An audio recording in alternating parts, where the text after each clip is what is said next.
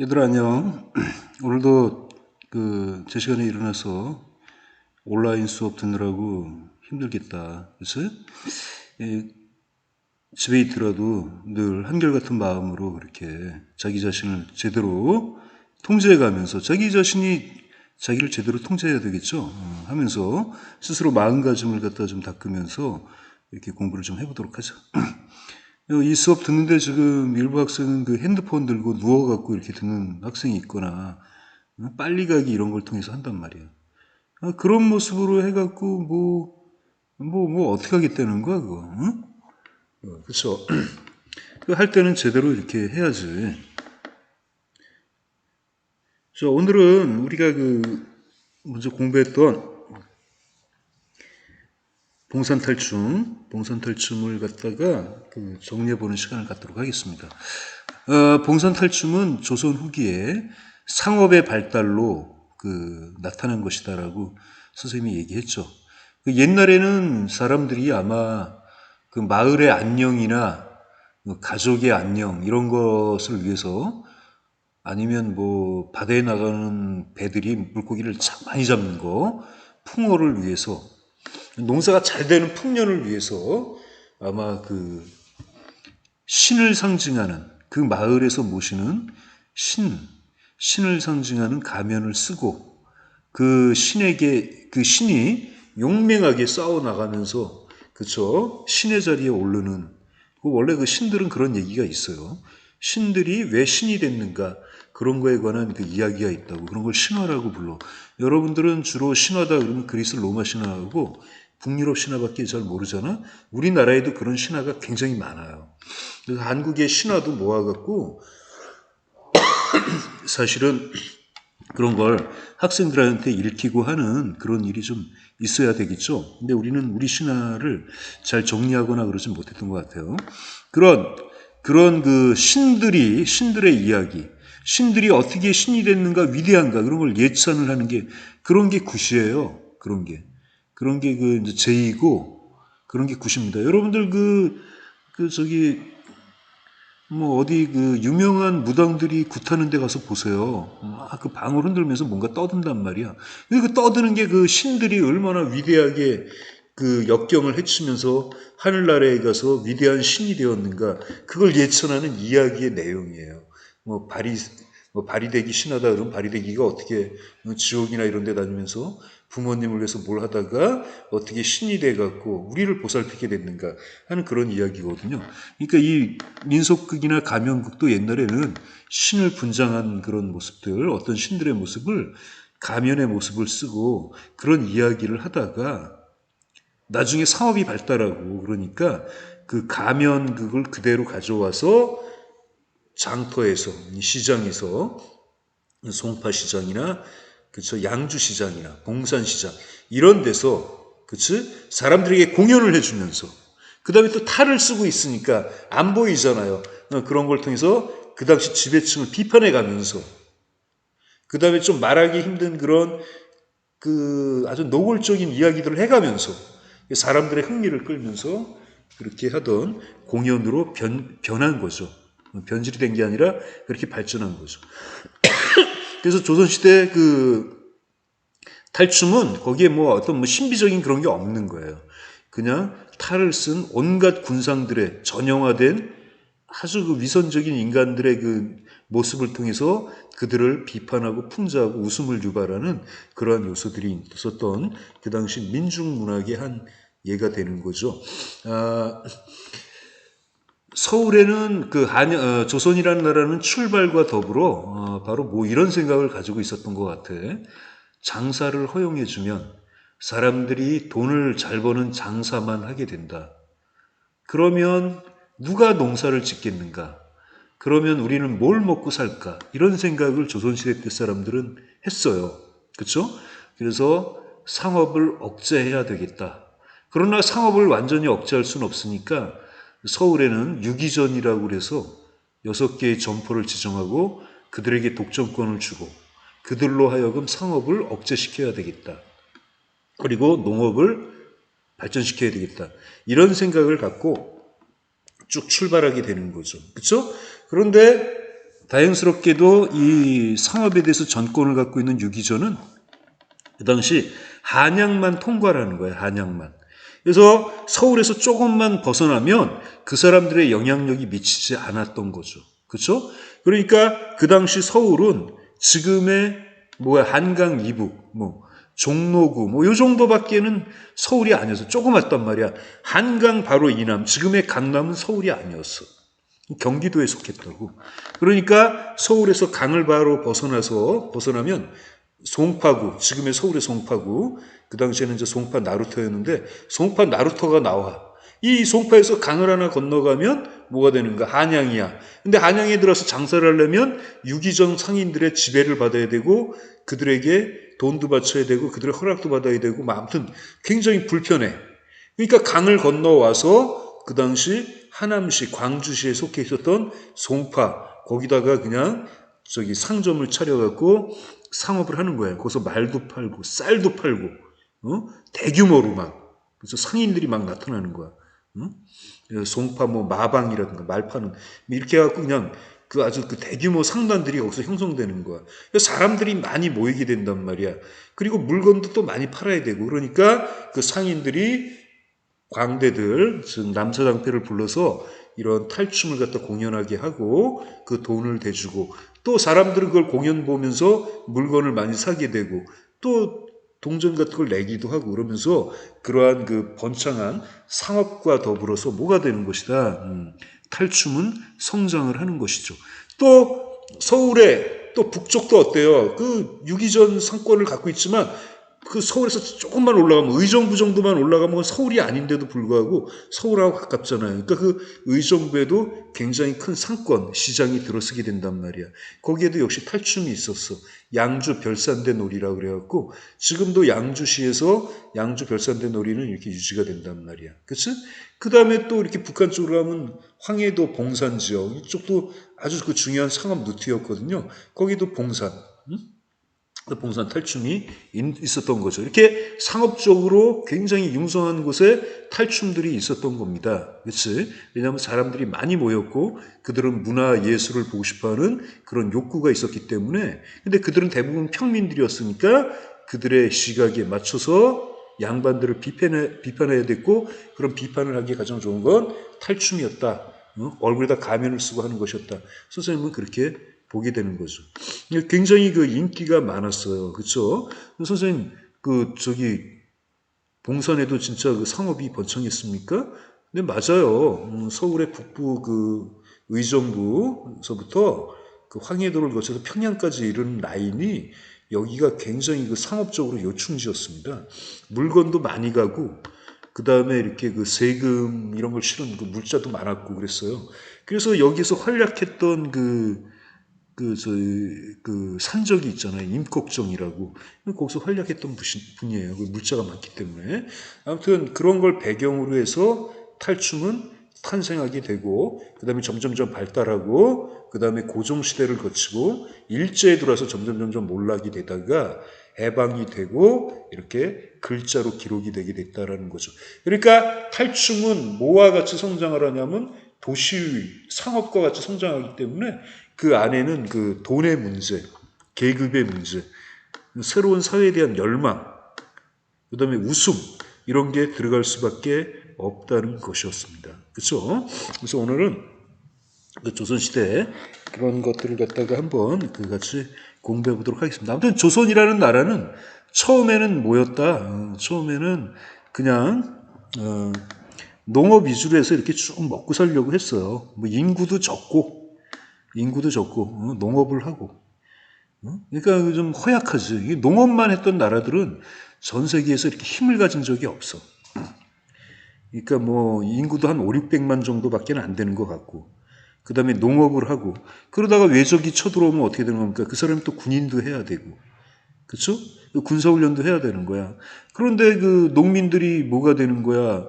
오늘 농업 일하고 막 열심히 일했는데 모여서 또 군사훈련하기가 굉장히 힘든 거 아닙니까? 그래서 조선이라는 나라가 항상 전쟁 초기에는 깨지는 거예요. 군사훈련 이런 걸 별로 안 하니까. 근데 그거 안 했다 그래서 조선이 굉장히 나라가 뭔가 부실하거나 그런 건 아니에요. 여러분들도 알다시피 그 일하는 농민들 데려다가 훈련시키기가 굉장히 힘든 거거든요. 그쵸? 그런 거에 고통을 그 토로하던 그 목민관들이 많이 있었습니다. 그러니까 항상 그 농업을 하고 그러다가 이제 뭐가 되는 거야? 적들이 침략한다 그러면 다들 그 주변에 있는 성에 들어가고 성에 들어가서 저항을 하는 거죠. 그래서 저쪽 북쪽에서 신의주서부터 무슨 뭐 황건적이 쳐들어온다. 그럼 얘네들이 임금을 잡기 위해서 한양까지 와야 되는 거 아닙니까? 오는 동안 계속 성을 만나는 거예요. 성을 하나 깨부시고 만나다가 결국 한양에 이제 올 때쯤 되면 이제 뭐가 되는 거야? 이제 조선의 이제 백성들도 이제 전투에 익숙해지고, 그쵸? 그리고 이제 성을 깨면서 오다가 뭐가 되는 거야? 굉장히 얘네들은 지쳐 있고. 그 한양에서 어떻게 하든 이제 돌아갈 때가 되면 뭐가 되는 겁니까? 그치? 이제 저번엔 이겼던 그 농민 군대가 이제는 훈련이 돼갖고 강한 군대가 되는 거죠. 돌아가는 군대한테 이제 매복이나 이런 걸 통해서 활로 공격을 하게 되면 뭐가 되는 겁니까? 나중에 압록강을 건너간 애들은 별로 살아남는 애들이 없는 거죠. 그게 다 그런 식이었던 거예요. 옛날에 그렇게 나라를 지켰던 거예요. 그래서 고구려 때 뭐 수나라가 쳐들어왔다가 돌아갈 때는 몇천 명이 없었다. 그거거든요. 결론적으로는.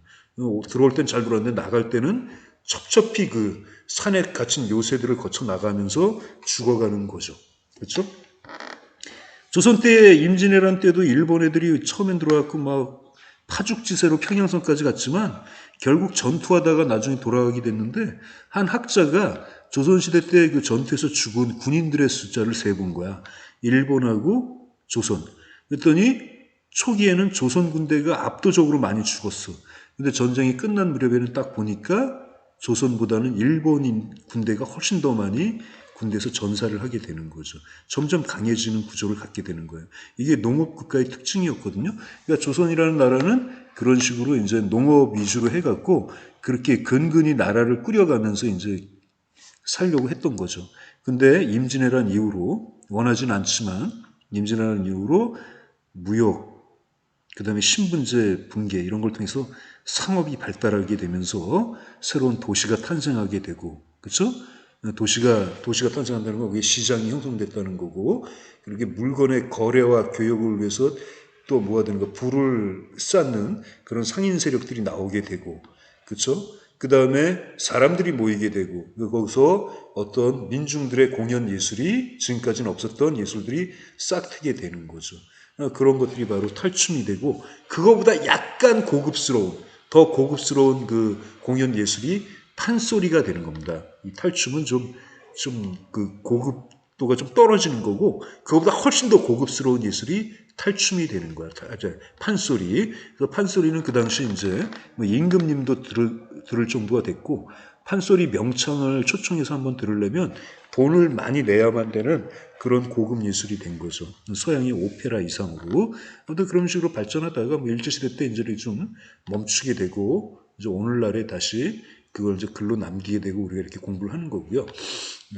지금도 그 몇몇은 이렇게 남아서 전통 문화를 보존하는 사람들에 의해서 이 탈춤 같은 게 공연이 될 수 있습니다. 양주 별산대 놀이는 공연을 해요. 공연 장소도 따로 있고요.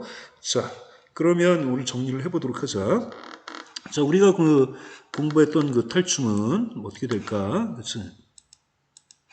탈춤은 갈래, 민속극이라고 볼 수 있죠. 그다음 가면을 쓰고 하는 극입니다. 가면극이다. 그치? 성격은 해학적이다, 풍자적이다, 서민적이다, 비판적이다. 양반에 대해서 비판하죠. 서민의 관점으로. 그치? 해학과 풍자라는 말이 나오는데 이번 기회에 우리 해학과 풍자를 확실히 알도록 하자. 해학은 그냥 웃긴 거야. 웃음. 풍자는 해학에다가 비판이 들어있는 거야.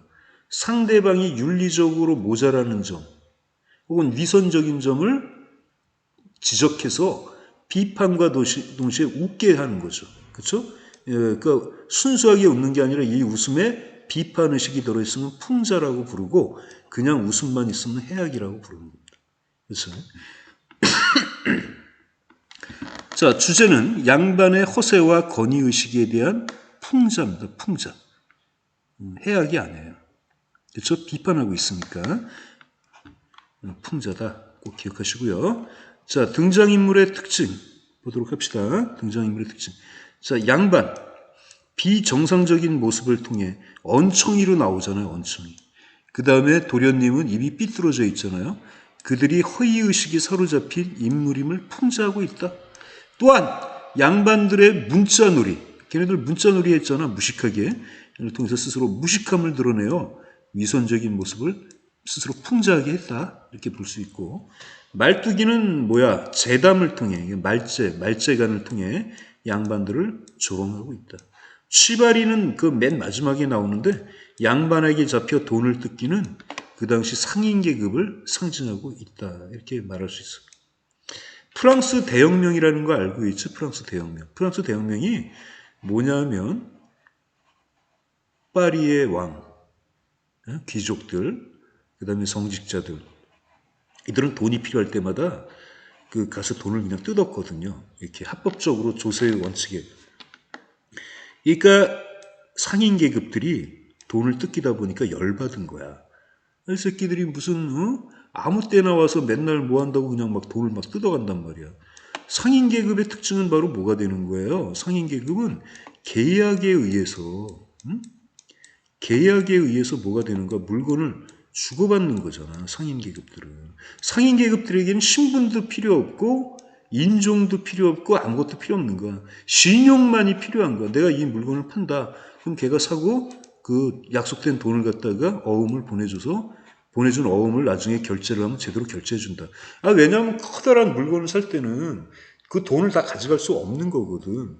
그냥 그 돈을 언제 주겠다라고 된 그 약속 증서, 어음, 증서를 갖고 가거든요. 그걸 주고 물건을 받아오는 거예요. 그리고 나중에 그 증서를 누가 가져가면 돈을 주는 겁니다. 이런 게 신용이거든요. 그래서 상인 계급들은 뭐 흑인도 필요 없고 백인도 필요 없고 신용이 있는 인간과 신용이 없는 인간, 그런 계약만이 필요했던 겁니다. 그렇죠?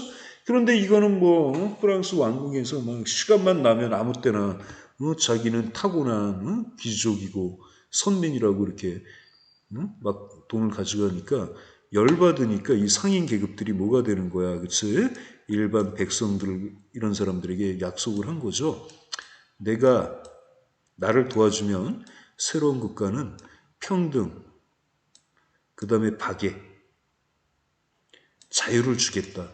이걸 우리 세 가지 색깔로 표현하겠다. 그래서 삼색기로 빨강, 파랑, 흰색으로 이렇게 만들어갖고 이걸 상징으로 내세워서 민중들을 갖다 설득해갖고 바스티유 감옥을 습격하면서 프랑스 혁명이 시작되는 겁니다. 지금도 프랑스라는 나라는 이 삼색기가 국기고요. 그때 불렀던 노래가 국가예요. 근데 그때 불렀던 노래는 아주 투정적인 노래죠. 가서 공격해서 적의 머리를 자르고 뭐하고. 지금 애들은 그런 것도 잘 모르는데 초등학교에 들어서 프랑스 국가 부르면서 막 적의 머리를 자르고 막 이렇게 부르니까 요즘 프랑스 사람들이 프랑스 국가를 좀 바꿔야 되는 거 아니냐, 너무 잔인하다, 뭐 이런 말을 한다고 합니다. 아무튼 그쵸.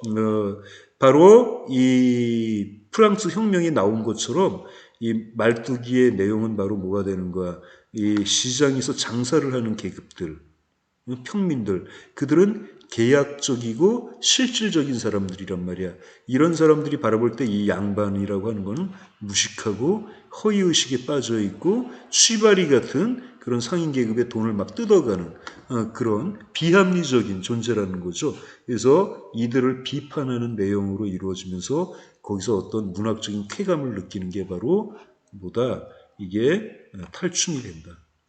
근데 탈춤은 뭐가 되는 겁니까? 양반과의 대결을 끝까지 가져가지 못하고 양반이 화를 내면 어떻게 이렇게 서로 거기 좀 맞춰주는 모습을 보임으로써 약간 그 지배계급에 대한 저항의식이 좀 약한 그런 작품으로 알려져 있는 거죠. 자, 작품 특징을 보도록 하자. 일정한 재담 구조를 반복한다. 그 재담 구조 일정하게 반복되는 거 밑에 나와요. 좀 이따 공부해 보도록 하자. 그치? 당시 지배층에 대한 조롱과 풍자가 있고요. 언어 유희, 과장, 희화화를 통해 해양미가 드러난다. 언어 유희 선생님이 숙제 내줬죠? 이거 잘 이제 공부한 학생들은 이 언어 유희가 뭔지 알 거야. 간단하게 말하면 무슨 개그하고 같다 그랬어? 아재 개그다 이거야. 아재 개그. 아재 개그. 선생님 다 쓰지 않을게요. 아재 개그다. 그거하고 같은 것이다. 이렇게. 해양미는 웃음을 유발하는 어떤 특질, 이걸 해흥미라고 불러요. 서민층의 언어와 양반층의 언어가 같이 나타난다. 이중적인 언어의식이다 이거야. 조선시대 때 그 판소리나 모든 작품들을 보면 어려운 한문투가 나오고 또 쉬운 살아있는 서민들의 언어가 나와. 왜 그런 게 나오는지는 여러 가지 이유가 있는데 일부의 사람들은 그때의 서민들은 양반 문화를 모방하고 싶어 하기 때문에 그렇게 나왔다라고 주장을 하는데 꼭 그게 맞는 것 같지는 않아요. 그렇죠? 선생님 참고서에 그렇게 나왔는데 선생님 왜 그렇게 가르쳐요? 그럴 필요 없습니다. 그런 것들은 주관적인 거기 때문에 그렇지? 나온 건 맞아. 근데 왜 나왔는지에 대해서는 주관적인 거예요. 이게 진짜 양반 문화를 갖다 모방하고 싶어서 나온 건지 아니면 하나의 그 상투적인 것인지 확실치가 않아요. 그래서 그런 것들은 수능에 나올 때 어떤 기준을 갖고 외적 증거에 따라 나오게 되는 거지 그냥 이거는 양반 문화를 모방하는 것이다 이렇게 딱 단정지어 갖고 여러분에게 문제를 해결하라고 요구하지 않습니다. 걱정할 필요가 없어요. 거기에 대한 문제의식만 갖고 있으면 문제는 그 사람들이 요구하는 방식에 따라 다 풀 수 있는 거예요. 자, 무대가 관객과 공연자가 엄격히 구분된 장소가 아닌 한 마당이었다라는 거죠. 그렇죠? 그러니까 등장하는 인물과 그걸 구경하는 사람이 구분이 안 돼. 우리가 특히 공부했던 부분에서는 이런 부분이 어떤 부분이 있었어요. 그렇죠? 말투기가 나와서 구경하시는 양반들, 여기 있는 양반들 그런 짧은 곰방대로 담배 피지 말고 돈 없으면 내가 줄 테니까 저 연죽전에 가서 그냥 기다란 거 멋있는 그 양반들만 핀다는 담배대 갖다 놓고 그냥 쭉쭉 그냥 아주 위험 있게 걸어놓고 피어서 양반들만 그런 걸로 핀다라는 그거에 우리 저항하면서 우리도 우리의 인격과 인권을 주장합시다라는 그런 부분이 나오잖아요. 그렇죠? 여기서 보면 등장인물이 바로 누가 돼? 관객들하고 서로 소통하고 있잖아요. 그렇죠? 근데 서양의 극은 이게 단절돼 있단 말이에요. 근데 우리나라의 마당극은 이게 소통돼 있다라는 거죠. 그렇죠? 그러다가 현대에 들어와서 한 서양 작가가 이거 가만히 봤더니 우리 그 서양 극은 관객과 공연하는 데가 이렇게 나눠져 있어서 뭔가 이게 계급적이고 분리적이고 이거 안 되겠다. 뭔가 억압적이다. 그래갖고 관객모독이라는 그런 작품을 만들어갖고 여기 있던 공연하던 사람들이 갑자기 내려와서 관객들을 뭐 하는 겁니까? 모독하면서 그쵸? 너희야말로 진정한 삶의 연극이다 이런 걸 깨우쳐주기 한 그런 극도 있어요. 그쵸? 우리나라가 그 나은 세계적인 그 예술가라고 하는 백남중이라는 분은 원래 그 음악가란 말이야. 저희 친구랑 같이 앉아서 이렇게 피아노하고 뭐 첼로 연주한다고 사람들 모아놨다가 뭐가 되는 거예요? 진정한 첼로와 피아노 소리를 들려주겠다. 그러면서 그때서부터 망치와 이런 걸로 첼로하고 피아노를 부시는 그런 퍼포먼스를 한 거죠. 이 현대 예술의 그 출발을 알리는 아주 중요한 순간이 되는 거예요. 근데 우리나라의 마당극이라고 하는 것은 관객과 공연하는 사람이 큰 구분 없이 하나가 돼서 서로 분위기 봐가면서 소통하면서 만들어내는 그런 열린 방식의 예술이다. 이걸 여러분이 아시면 되겠습니다. 자, 아까 그 동일한 재담 구조가 나왔는데 우리 봉선탈춤에 있는 재담 구조를 한번 얘기해 보도록 하자. 첫 번째 1번. 처음에 나오는 인물이 말뚝이든 양반이든 쉬 하면서 음악을 멈춰요. 춤과 음악을 멈춘다. 정리하죠. 그럼 관객들도 이때는 뭔가 새로운 게 일어난다 그러면서 뭐가 돼? 조용히 하는 거죠. 그 전까지 뭐 담배도 피고 떠들고 막 박수도 치고 그러는데 조용히 한단 말이에요. 그 다음에 이제 양반이 위험을 차리게 되고, 그렇죠? 2번. 여기 3번. 말뚝이가 조롱하는 말을 하죠. 뭐 똥물에다 적셔놨다는 둥거. 그렇죠? 4번. 양반이 호통을 치죠. 뭐야 이놈? 이런 식으로. 말뚝이가 뭐가 된다? 변명을 하죠. 5번. 그러면 이제 뭐가 된다? 양반들이 뭐뭐 했다네 이러면서 좋아하면서 화해를 하죠. 그리고 뭐가 된다? 마지막으로 7번. 춤을 추게 된다. 이게 바로 끝없이 계속 반복되는 거예요. 이게 계속 반복되는 거야. 반복되면서 이 극은 끝나. 어떤 줄거리를 갖는 게 아니죠. 이것만 반복되는 거죠. 봉산탈춤이 여러 가지로 재밌는데 좀 안 좋은 게 양반을 비판하고 다시 화해를 할 수밖에 없는 그 허약함을 드러낸다는 거야. 계급적으로. 비판했으면 끝까지 가서 양반을 타도하고 새로운 세상을 만들자 이런 걸 주장하는 게 아니라 화해를 하죠. 그렇죠? 그리고 계속 만들어지죠. 그렇죠? 계속. 언제까지? 사람들이 주류에서 갈 때까지, 시간이 갈 때까지 계속 이런 이야기가 나오게 된다는 겁니다. 자, 이제 마지막으로 작품에 반영된 사회상이다. 맨 마지막에 보면, 맨 마지막에, 그쵸? 어딨나요? 여기에 보면, 그치? 시대가 금전이면 그만인데, 이놈을 잡아다가 뭐 돈이나 내서 우리끼리 씁시다. 그쵸? 이런 부분이 나오죠. 그쵸? 이런 걸 통해서 우리가 그 당시 반영된 작품의 사회상을 보면, 물질 만능주의. 이거 돈만 한다. 옛날에는 돈보다 사람의 인간성이 더 중요했다라고 주장을 하는 사람도 있는데, 조선시대 때도 돈만 알았어요. 돈이 가장 중요한 거야. 그렇죠? 그 다음에 지배층이 부정부패가 심한 거죠. 이제 돈이 중요하니까 지배층도 돈만 받아서 챙기려고 하는 거죠. 이게 부정부패가 되는 겁니다. 한 나라가 선진국이냐 선진국이 아니냐는 부정부패의 그것만 보면 아는 거예요. 그 나라 국민이 잘 산다고 선진국이라고 할 수 없는 겁니다. 부정부패를 얼마나 안 하느냐, 그게 억제되어 있느냐라는 점에서 선진국이냐 선진국이 아니냐라고 말할 수 있어요. 지금 경제적으로 전 세계에서 가장 큰 나라는 미국하고 중국이죠. 그렇죠? 근데 중국하고 미국하고 부정부패를 보면 어디가 훨씬 더 심합니까? 비교가 안 될 정도로 중국이 심해. 그래서 중국은 선진국이 아닌 거야. 그렇죠? 그러면 미국하고 일본은 어떨까요? 어디가 부정부패가 심할까요? 내가 보기에는 둘 다 좀 비슷해. 둘 다. 응? 근데 일본이 약간. 그렇죠?